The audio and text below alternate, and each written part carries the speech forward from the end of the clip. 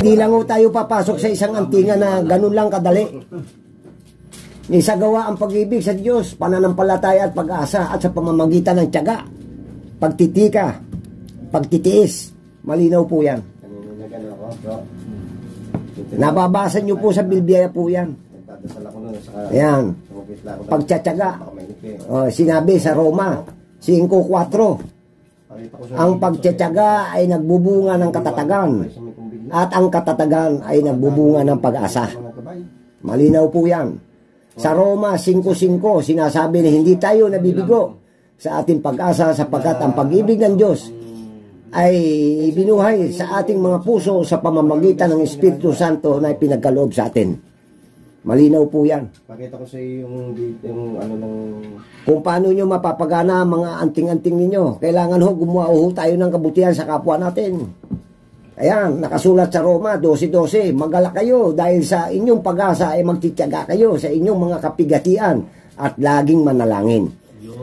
Sa pananaw ngayon, napakalawak po ang kapighatian. Ano ang ibig sabihin ng kapighatian?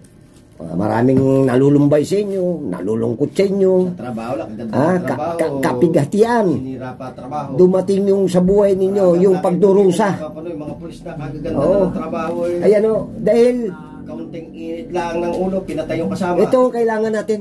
Yung katatagan ng Panginoon. Yan ang kailangan ng puso natin. Para hindi natin maramdaman ang kapighatian. Nakalagay po yan sa banal na aklat ho. Nababasa nyo yan sa mga libro ninyo. Oo. Kalungkutan. Ayan. Ayan na. Ano yung mga lungkot yan? Bakit ka nalulungkot? O bakit gano'n? Ganito, ganyan, ganyan. Sa mga problemang dumarating sa buhay natin. Yan. Isa katuparan ng kabutihan at katwiran, kalinisan, katotohanan, kadalisayan, kaliwanagan at kababaan ng loob sa kapwa-tao po. Napakasarap po to. Napakasarap po pakinggan ang bawat talata. At dati dito kay hindi natin inaano sila sa kanilang pamamaraan, paniniwala. Kanya-kanyang pananaw. Pero sa ating paniniwala, sa akin lang, isa lang ang niluluhod ako, ang itaas. At yun naman talaga sinabi niya mula sa ang Diyos Ama lamang. Sulatan mula sa ang Diyos Ama lamang ang makapangyarihan. Na huwag kayong luluhod maliban sa siya lamang. Titikan lang ano. Sino ba? Si Junix. Si Junix. Binarito ng nakaban. Oh. Nagitikan lang ang baril eh. Oh. Ito hong bato ng katapangan. Pakita mo tayo. Ayan. Pakita. Baba mong konti. Ayan, yan, yan. Bato ho ng katapangan yan. Kung tawagin to, kilala siya sa tinatawag na bloodstone. Ginagamit po to ng mga mandirigma nung araw ho pag lumalaban sa mga labanan. Yan. Bato ng katapangan. Yung bang batong jasper na kulay green ho, nung panahon niya si Kristo po pinako sa krus, pumatak po yung dugo niya doon sa batong jasper. Ayan ho, may dugo ho siyang halo. Kumbaga, bumakat na ron. No? Ayan. Tumulo ho yung dugo ni Jesus. Ayan. Yan, bibihira ho itong batong ganito. Bloodstone. Bloodstone ko tawagin ito. Ginagamit ng mga mandirigma ho to. Kahit saan sila magpuntang mga digmaan. Ayan ang pinakataglay niya na tayo. Ayan. Bato ng katapangan. Parang Aplan, di ba? Hindi, dito siya nga sa San Pedro. Ayan. Napakainam na Mga dinaan. Ayan. Bato ng katapangan. Ang kaya to, mayaman to. Laki ng bahay nito. Napakahusay. Malakas gusto, magpapalakas sa inyo, ililigtas kayo sa parang sa lahat ng kapamakan, sa lahat ng mga ano. Kakaibang taglay. Oo. Yan. Ito lang ang meron ako.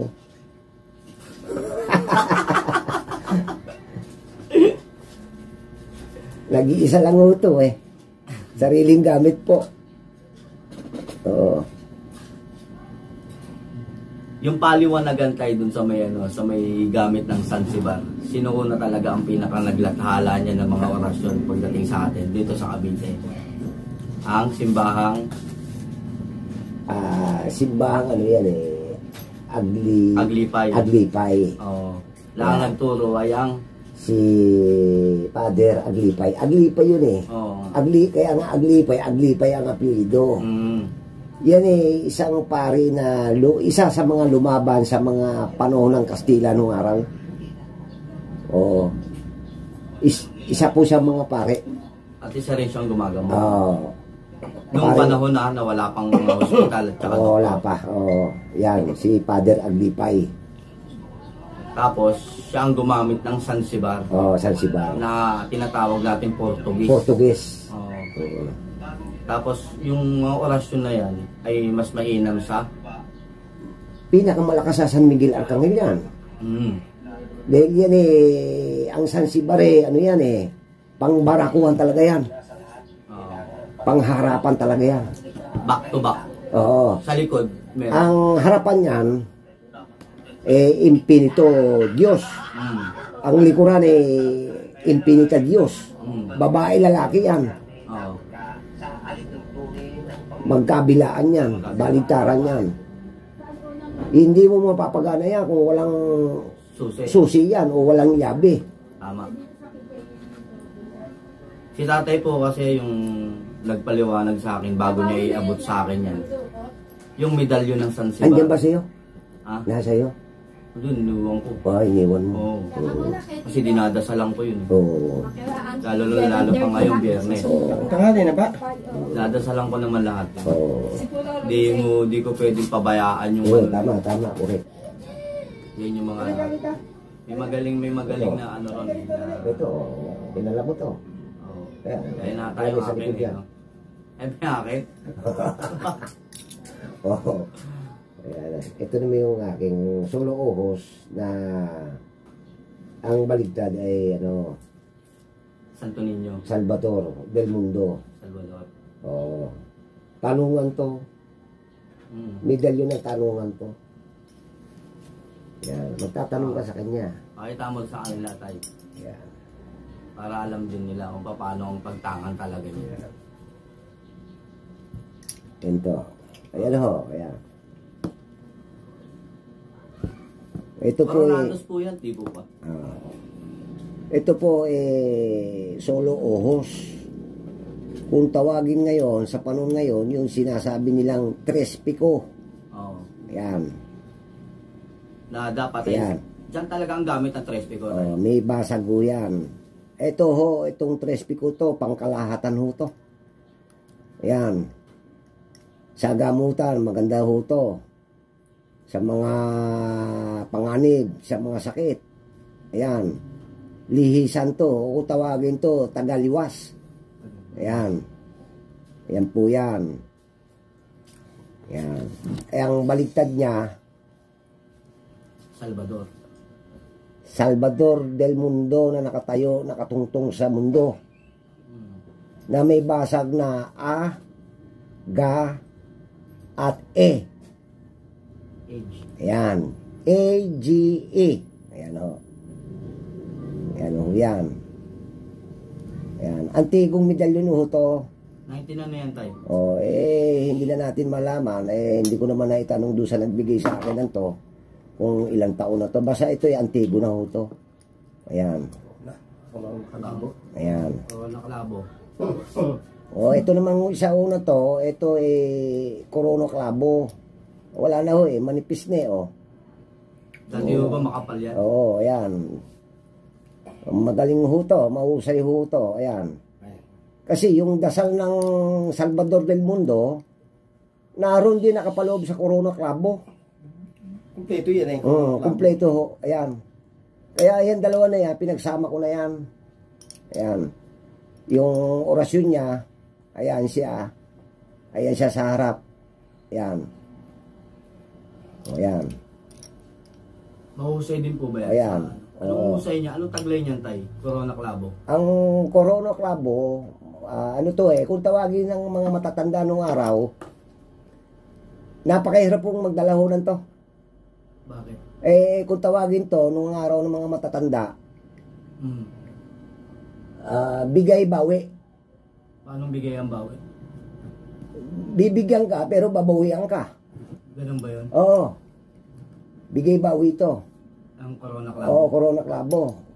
Kung marunong kayo magtanganan to, mahusay kayo, at ito'y kinukonsagrahan nyo, dinidibusyonan nyo, ayan, huwag nyo siyang pababayaan. Pagkakalooban kayo ng to.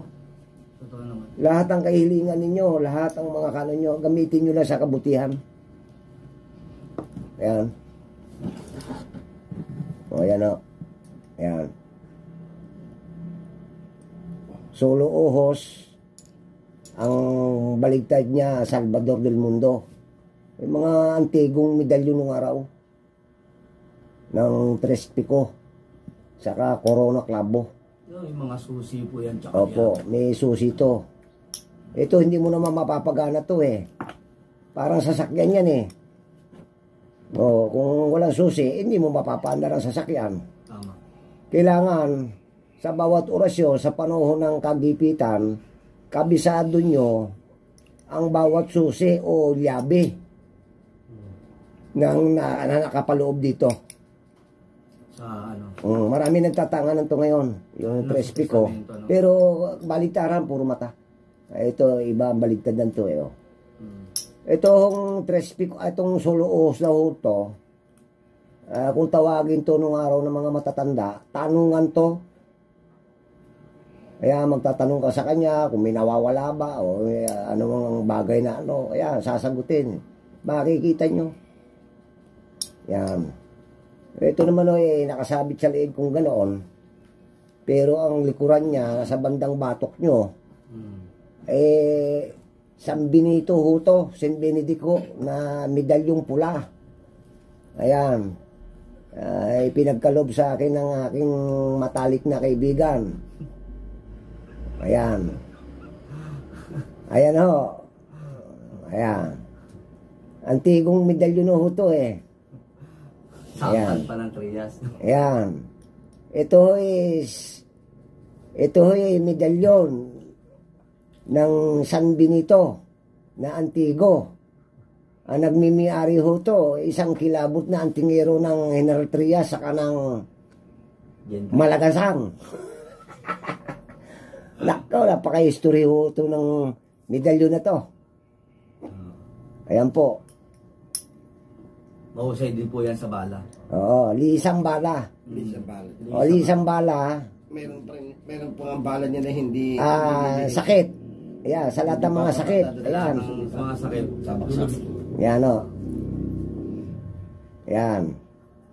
Pakita sa alang anong uri ng ano, St. Benedict ba? Hindi pa nila nakikita yan. O, ayan o. Ayan. Ayan ang likuran. Yan yung likuran. Oh. Ayan po. Ito naman yung harapan niya. O, kakaiba ho. Matandang ano ho to. Matandang medalyon no. Mga sinauna. Ayan. Lagay sa baso. Pero pag sa gipitan, Ayan. susi yan. Ayan. Pwedeng hindi pumutok. Ayan po yan. Ito kadalasan po natin nakikita ngayon to. May mga tangan-tangan niya ngayon. Ginawa nilang gold. Kahit ilang Ginawa nilang pendant. Ayan. Ito na ang aking ano. Ayan po. O, ayan. Papatayin ko na itong aking ano. At ito sasayaw na naman sa harap ng camera. Ayan. So, ano ba ang pinakamatimbang dyan, Tay? Ang aral ng orasyon lang o aral ng isang medalyon pagdating sa orasyon? Ang pinakamatibay dito, ang pinakamalakas dito, yung salita ng Diyos, yung kabanalan. Oo nga, yun. Yung banal na salita na nakapaloob dito. Kumadali ka na. Yun po ang pinakamakapangyarihan ho rito. Yung kabanal-banalan. Kumbaga sa ano? Oo, yung salita ng Diyos, yung word of God. Tama. Malakas ho yan. Tama na yung taong. Wala tayong ulam. Ito ho kasi isang metal lang ho to eh. Pero yung nakapaloob dito ho, kabanal-banalang salita ho to. Ayan. Naglagay ka na lang ng plastic. Natangan-tangan natin kahit saan man tayo pumaroon. Sa kutsara, tapos... Pero ang tatandaan lang dito, yung mga salita ng Diyos na mga kabanal-banalan na dapat natin gampanan sa ating pang-araw-araw na buhay. Yung sinasabi nilang makatao, makadiyos, makabayan. Pagmamahal. Pagmamahal sa kapwa. Pag-ibig. Tama yun. Pag wala tayo noon, wala. Ano mo yung anting-anting mo? Anting-anting para saan yan? Totoo naman. Para pag wala Para kay ano yan? Pag hindi mo nagampanan yung obligasyon na yan. Yun, may anting-anting ka nga, naku po. Sandamulag ka namang ano. Nakaw. Alam niyo naman kung ano ibig ko sabihin. Naku po, paano gagana yung anting-anting mo? Hindi kayo liligtas niyan. Doon pala sa gawa wala na Oo. Nasa puso, no? Kailangan, lahat po tayo, may mga kanya-kanyang katangian Oo nga po. Ang Pilipino talagang, kung sa anting nga lang pag-uusapan, pinakamalakas ang anting-anting ng mga Pilipino. Totoo. Ano yun? Kabutihan, pagmamahal, makabayan, makadiyos, makatao. Gampanan po natin yan. Ang Diyos matutuwa sa atin. Pagkakalooban. Pagkakalooban ka ng nanayos mo, no? Oo, lahat. Siksik-liglig. Umaapaw pa. Umaapaw. Basta't may tiwala ka lang.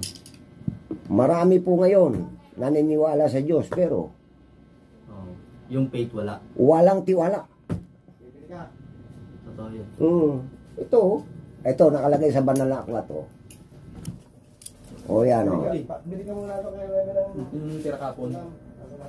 Ayan, nasusulat din sa Korinto 2, 5:18, ang Diyos ang gumagawa ng lahat na ito sa pamamagitan ni Kristo na ibinilang niya na akong kaibigan na hindi nakaaway at hinirang niya ako upang manumbalik sa Kanya ang mga tao. Maganda yan sa Yung mga dakila, napakadakila ng Panginoon. Ayan, nakasulat sa awit yan. 1:45:3. Dakila ang Panginoon at marapat na purihin at ang kanyang mga kadakilaan ay hindi masayod. Sinasabi sa Mateo 5:48. Kaya dapat kayong maging ganap na gaya ng inyong amang nasa langit. Yun. Mga gawaing kabanal-banalang